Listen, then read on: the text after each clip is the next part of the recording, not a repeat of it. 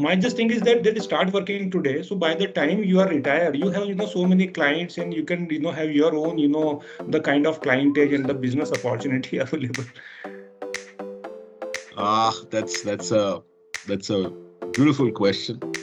I know of so many people who crossed my mind when you asked that question, who always meet me and saying, no, next year, no, next year, we want to do Yeah. it. I'm reminded, I don't know who wrote this, but come to the edge, he said. I am afraid, they said. Come to the edge, he said. I am afraid, he said. They came to the edge, he pushed, and they flew. You know. So it's about people are scared of not getting that one message on first or 31st that your salary is credited. You know, and it's not an easy decision to let go of that comfort zone, because entrepreneurial journey in itself requires a whole lot of shift in mindset. The skill sets that help you get wherever you are and from where you want to fly will not necessarily enable you to get into the entrepreneurial journey that is. And that is where a lot of them are hesitant. Now, having said that, it's also been my concern, honestly speaking, because there is wealth of knowledge and experience which cannot be ignored. While I did say that in today's problem solving, experience alone doesn't help, but nor does technology alone help. It has to be a combination of the two that is brought to the table. Therefore, one cannot ignore. How, how do we provide a platform? No, one of the things we are attempting at BYLD is to bring in a concept of consulting practice, which is headed by senior professionals from the relevant industry who bring in expertise. Now, in order to get to market and, as we secure business, to execute that business, to have everybody on board is not a very practical way of looking at business. So we look forward to having a platform where we can invite such talent to be there and be available to the industry on need, demand, and use basis. So it's not full time, but they at least have a platform where they can bring their expertise, showcase, and then corporates have an opportunity to decide which and what and from where to pick up. So it has a two face to it. One side is the supply, which is the talent availability at that level, which is of immense use and experience. The other side is demand. Now, there is no such platform that I know of today which brings it together. There are internationally many of them, but in India, something which is there where people can come in. I think that those kind of enablers will smoothen out because they know what does Monday morning look like for them. That uncertainty can be put to rest through such initiatives, and BYLD is keenly looking at this opportunity going forward on how we can provide this to the wealth of talent available in this country. Sir, now in corporates, leadership plays a very important role.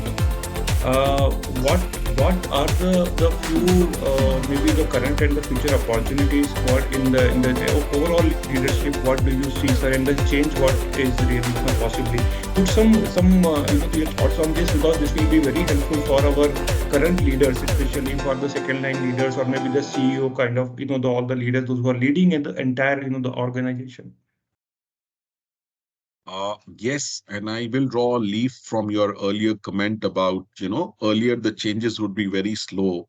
Business was fairly paced, and today it's a lot more dynamic in that sense. And as these changes happened, obviously they put a lot of pressure on the quality of leadership required. I look back that, earlier times business was like, you see this boat race in Kerala, where the teams sit in there, Yeah. everybody is pushing the boat forward. The water is steady. It requires the effort to take the boat forward.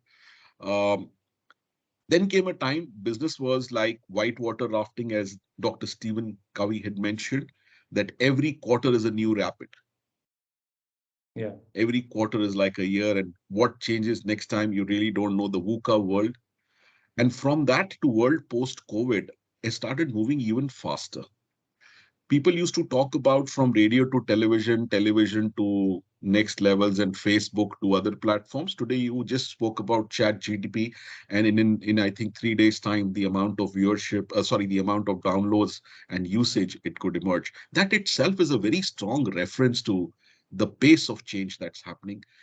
Now, if businesses are changing at that pace, obviously what you did yesterday was good enough to keep your job till yesterday. Today is a new day. And inside of that leadership, especially in the Google world, I keep reminding leaders that in the Google world, you're not valued for the answers you give, but for the questions you ask. Yeah. Because answers are there. If not Google, today it's Chat GTP, but they don't ask you, platforms don't ask you questions there, right? So you will be more valued. And it takes a lot more effort for you to be able to ask questions than to give answers in today's world. And that is the value leadership brings to the table. And in order to bring that, there is a huge shift in terms of competencies. And before we get to competencies, I look at it a little more holistically. See, most of the management practices, and firstly, I personally don't like the word management, but that's a term that used so and understood. So most of the management processes are from assembly line era. Yeah. The entire way of doing things. It survived all these eras that we had, service economy and to that extent, box economy, and we kept on moving. Yeah. It also kind of found its way through digital. But today's time, with networked economy standing at our doorstep and only here to grow, the skills don't seem to be holding on. It's time we move from management to governance, where leaders' primary role is to orchestrate a governance mechanism where the talent is able to bring the best to the workplace. Mm-hmm. In 3 years from now, one third of the workforce is going to be Gen Z. Gen Z is not coming to workplace for job stability or just another job. They are coming to the job because firstly, they like what they do and they make their choices about what they want to do.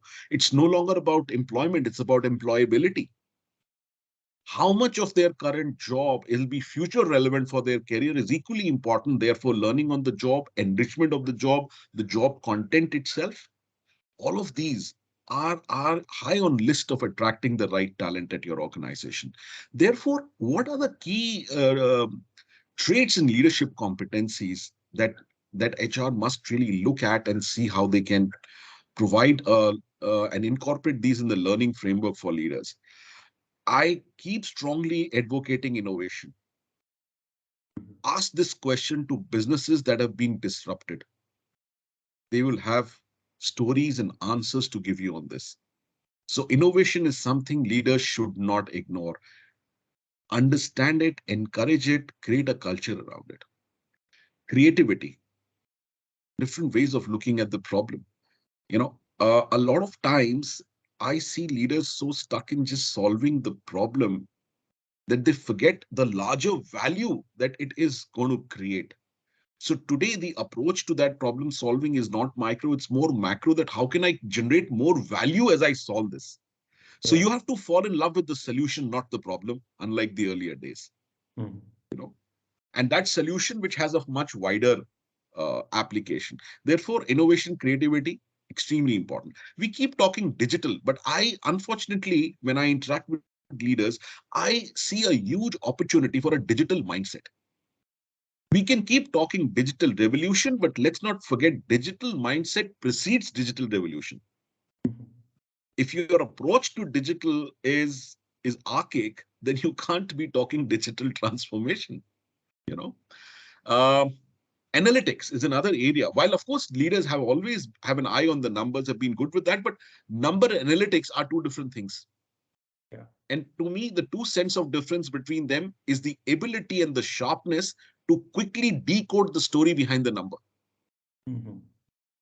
So just knowing the number is one thing, but understanding the story behind the numbers is altogether another thing. Ability to anticipate and manage disruptions in the business. I was reading somewhere that there are two kind of businesses for future. Either you are a platform or you are serving a platform. Yeah. With that being the case, imagine the amount of disruption across businesses that's standing at our door. You know, Mm-hmm. while you do all of this, organizational culture will play a very, very important and significant role in distinguishing between those who have the talent, those who can attract, and those who struggle for talent. The war of talent is already on. I Yeah. mean, companies are really struggling on that building talent pipeline, getting the right set of talent, having their talent journey on the inside. So certainly a culture plays very critical role. And inside of that, it may appear to be a soft skill which can perhaps at times be taken for granted, but you are a coach yourself. Isn't every leader's job to be a coach? No, I'm not trying to be over realistic and extremely passionate about it. I'm being practical. Gen Z is a very, very different breed altogether, if I can say that, you know. And look at the trajectory of their schooling to their first job. This is a generation where everyone ran the race and everyone got a medal. That's a very lighter way to say it. And I don't find it very respectful to also, because all generations have their own struggle. You can't make it lighter by saying you all ran. But point is that this generation likes to be part of the decision-making process, likes to be on top of things, doesn't really appreciate much of tell mode. They respond amazingly well to ask mode. I was at a conference recently, and one of the senior professionals happened to say that, how much of your children listen to you? And that was the benchmark to say, my question to the person would be, how much do you listen? Because it is inversely, it's directly proportional. The way you listen to them is the way they would listen to you. But the mindset shift is you got to listen first before you feel you got to be listened to. Wonderful. And this generation wants to be listened. So with these changes, I think it is not about coaching conversation. That's a disservice to coaching. As a leader, it is coaching in all your conversations.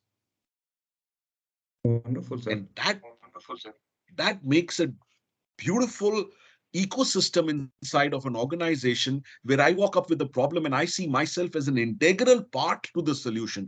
Look at the amount of ownership that this will bring in people towards problem solving, towards their work. But leaders have to really facilitate this. And why I keep reinforcing this and make leaders accountable for it. In today's world, people don't do what leaders ask them to do. You know, they do what they see leaders are doing. So it has to be walk the talk. It has to be by the example. Position doesn't earn you the luxury to be what you want to be. It brings a responsibility what you should be. Wonderful, sir. And that's a very, very, Your thoughts very, are very very important. provoking, sir. Very provoking, sir. And now so many insights are coming into my mind also, after listening you. We see, sir, the change. Now, for the change, I recently gone through a report published by the Lentum. It's a training organization, and the Emma Weber is a managing director of this. I had an opportunity to interact with her also, and it is mentioned there. And India was also taken as a sample size there in this entire exercise what they did, and they published the report where it has come out that people are sitting in the training program, but they do not know why they are pushed towards the training program. Another competency, what she mentioned there, that the coaching is one thing which will help the organization to lead the industry. This is what she mentioned there. Now, sir, the important thing here, when I see leadership, as you say, as you already mentioned there, that the leaders, a leader, whenever somebody, my team member comes with the problem, they are ready to give their solution. They are ready to share their experience. Do this, do this, do this, do this, do this. Very rarely we see a leader, whenever somebody comes with the problem and there is an issue, they ask, okay, tell me what is the right solution for this? What do you think? So where you mentioned that make me as a part of decision making, which will change the entire scenario. Now I see two things here.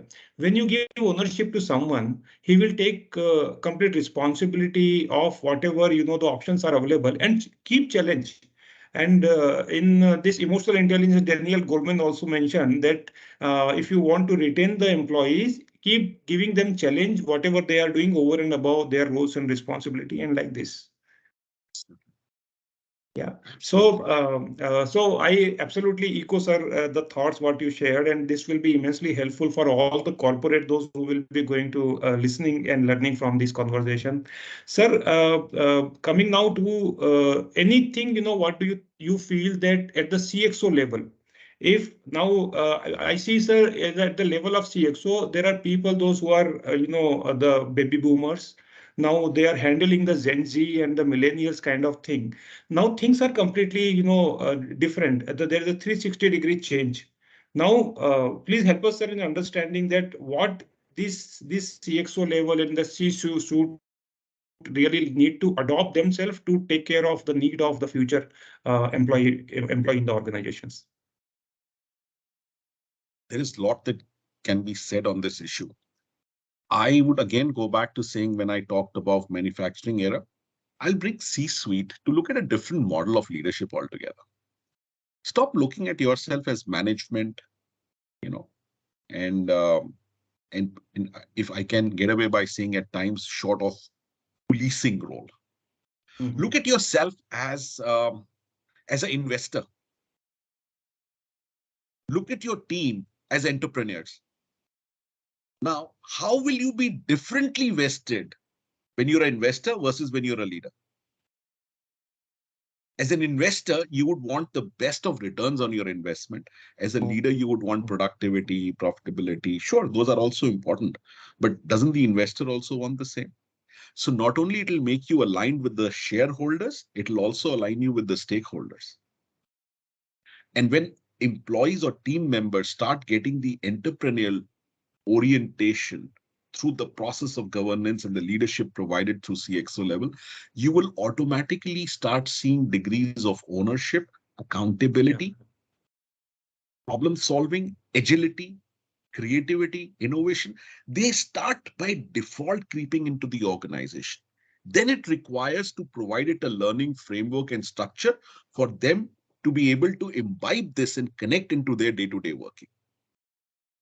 So in one line, if I have to say, C-suites need to start looking at themselves as investors, not as just leaders. It's more about the mindset, how you operate and how you deal with your people. Absolutely. Mindset attracts the skill set, and skill set attracts the next level of performance that you wish. I always tell people that you keep talking about mind share. People work with your mind share, but if you have heart share, people get you magic. So do focus on mind share, but in the process also have room for creating heart share, because mind share creates work, heart share creates magic. वो क्या बोलते हैं ना, दिल से लोग काम करते हैं, दिमाग से लोग काम करते हैं, दिल से कमाल करते हैं. क्या So बात है अगर सर. आपका जॉब में दिल नहीं है, तो फिर आप वो काम एक टिक मार्क की तरह कर रहे हैं. और अगर आप दिल से उसमें हैं, तो वो रिजल्ट में पता चल जाता है. I mean, you see, you ask two people to do the same task, one who's highly motivated, other who's just doing a task. The result itself tells you don't need to decode much inside of that. But I think a leader makes an important difference on how the task is executed. What is the level of ownership you're able to elicit from your team members? This is the culture and conversations you provide to them. Yeah. Wonderful, sir. Sir, a few things about our future HR leader, sir. Something, what exactly the competencies may be required for somebody if he wanted to become a CHR or if he wanted to become a leader in the HR space, sir. Yeah, I think huge opportunities and huge challenge for HR. But what I would invite them to is look at their role as that of a specialist. Specialist from their own competency standpoint, specialist in terms of being one step ahead in understanding the business which they are partnering as HR, so that they're able to create the right confidence among stakeholders where they proactively decide to come to them from problem solving rather than today HR going with budgets and suggesting we do this, we do that. So they feel that, yes, this is an HR thing and we need to go to HR to find a solution to this. Now, this requires an ability to look beyond the corner room and predict the emerging needs of talent. Let me give you an example here. Yeah. Whenever I've met business leaders, there'll hardly be an intervention where they don't have the next 3 to 5 years plan detailed to the T. Minimum 3 years in today's time. My Yeah. question to HR leaders is, do you have an equally detailed talent plan? Or are we assuming that talent of today will be good for needs of tomorrow? Isn't that a huge business risk that we carry? So, with that being the ask, if you focus on survival, you will lose focus on success. And to get that kind of success, one needs to take continuous risk with no fear of failure, but the enjoyment of the journey and learning from those failures as well, you know, and not wait to write a success story that happens, but come out and take risk in those areas. Be it in terms of piloting small initiatives. This should be a continuous process on talent development, which is piloting initiatives to bring about how they are able to proactively look at challenges that may come in business basis, how the future trends are emerging. Yeah. And this can only happen when I've really acquired my specialist role in understanding the business, see the problem bottom up, relate it back to the talent, and then start looking at what kind of a talent journey I need to have for my people. My last 2 cents, very importantly, do not underestimate the power of gig economy. Yeah. Start following developments around circular economy. These are two, if I were to be, let's say, inside of corporate today and have a view from the corner room, certainly gig economy could make a huge difference in terms of profitability and productivity. Certainly, circular economy will have a lot more for the HR folks to bring in and contribute. Today, it's a very nascent stage in terms of organizational awareness, more so in the manufacturing, but this would come across other areas as well. And I think keep an eye around this. This would be my 2 cents Yeah. of advice. Wonderful. Sir, you actually touch so many, the points, pain points, especially when it comes to HR. They are saying business partner, are they really partnering the business? That's the thing. HR is not there only to, share about the budget and the employee and the manpower, how many people have, what is the attrition and like this. It's much more than that, right? So I also feel, sir, that the HR need to really understand the business, especially what their end person is really executing the business and how they go through. That is why hand holding people, going out into the field, or the people around there, whatever they are working, is really very much important to make that strategy from the HR perspective. What are the talent management strategy, talent retention strategy, how do you hire, and how do you take care of entire life cycle of an employee in an organization. Yeah. So My way of sorry, I hope I didn't yeah. interrupt you. Yeah. My way of understanding, and I'm letting a secret out, so some of the friends may catch me on this one. When I interact with HR team member, my first question is, help me understand the farm to fork of your business. Where does the product start and where does it reach the customer? Give me the complete chain. More often than not, I see them, okay, let me call business also. We'll have a more fruitful discussion. Well, that's good, but to me, it also gives a response on how much are you integrated with the business challenges, nuances, and what is the situation on the ground? Because I would expect you to answer that from a talent perspective in far more detail than any business leader can.